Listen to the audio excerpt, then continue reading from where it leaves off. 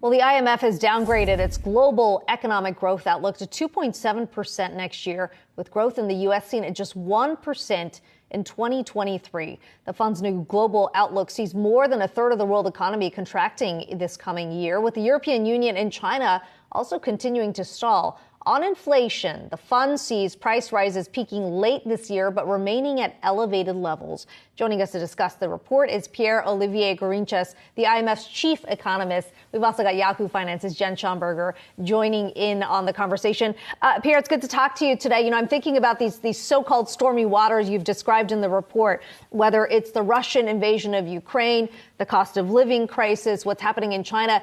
These have all been headwinds that you've been watching throughout the year. To what extent have they accelerated in the second half of the year that leads you to this downgrade? Well, it's certainly the case that some of the risks that we had flagged in earlier projection rounds, in particular in July, but even if you go back to April, have started to materialize. I mean, the energy crisis that results from the Russian invasion of Ukraine is perhaps the clearest one, where we see this incredible toll it's taking on European economies right now.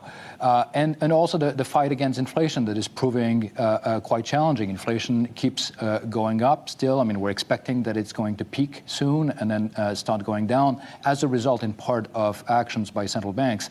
But it's proven both more persistent, more elevated, and also broader. It's not just energy prices that are going up. It's what we call core inflation that excludes energy and food prices is also pushing upwards. And so that's something that complicates the task for central banks around the world. The final factor in our forecast is, of course, the slowdown in China. That is maybe there's a little bit less of a downward revision there. I mean, that's something that we saw a sharp slowdown in the second quarter of the year. And going forward, zero COVID policy is certainly leading to some localized lockdowns and confinements are affecting activity, and the weakness in the property sector is also another factor. Pierre, Jennifer Schonberger here. It's great to see you. It seems like the global economy is really being stretched here, perhaps on a string. You mentioned that a third of the countries will contract in growth this year or next. We've got the war in Ukraine. We've got interest rates going up globally. You mentioned the slowdown in China. We just saw the services sector contract in September for the first time in 4 months. So it just seems that it's not going to take much to push it over the edge. What do you see as the odds of the global economy tipping into recession next year? Well, we certainly flag a number of downside risks in our report. Some of them you mentioned. I mean, the fight against inflation could prove more difficult than we expect at this point. We could have more energy price shocks. Markets could certainly experience a lot of stress, and associated with that in parts of the world, the strength of the dollar is an important factor. So we try to put all of this in an assessment of the risks around our baseline. And what we found out is that there is about a 25% probability that growth in 2023, global growth, could be at about 2%.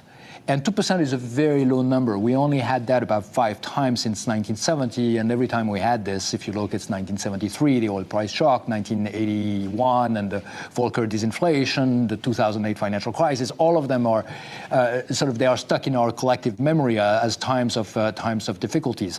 And there's a 10 to 15% chance that actually output growth could be even lower than 1%. Now, 1% is an interesting marker because this is at the level at which global output would remain stagnant per capita. And so that would be an economy that is not growing at all globally. Pierre, you mentioned the strength of the dollar, a big concern, something we've been watching. I mean, what we're seeing are major economy currencies here, whether that is the yen, the euro, the sterling, see huge swings on the back of the dollar strength, but it's the EMs that get hit even harder, given the dollar-denominated debt. How are you looking at that risk being elevated even further, given that it doesn't look like the dollar is going to pull back anytime soon? Yes, there's been a lot of strength in the dollar. Actually, what's interesting there also to point out is the strength of the dollar has been particularly important against other advanced economies, so the Japanese yen or the euro or the sterling.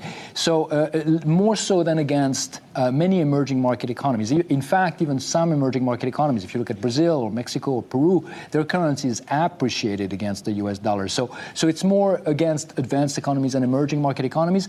But in part, this is also because appreciation of the dollar is very painful in emerging market economies. So a number of them had already started tightening monetary policy, raising their policy rates, adjusting course, if you want, for their own economies, and found themselves in a different position compared to, say, the European Central Bank or the Bank of Japan or the Bank of England.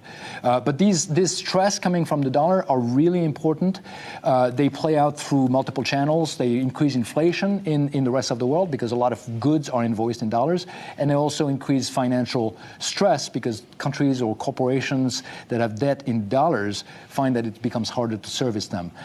Now, if you want to think about how countries should address that, our recommendation at this point is that, these movements in the dollar are really reflecting fundamental forces that are at play, the fight against inflation, the energy crisis.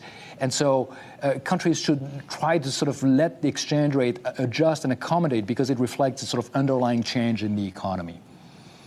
Pierre-Olivier Gourinchas, the IMF's chief economist, really appreciate your time today. And our thanks to Yahoo Finance's Jen Schonberger as well.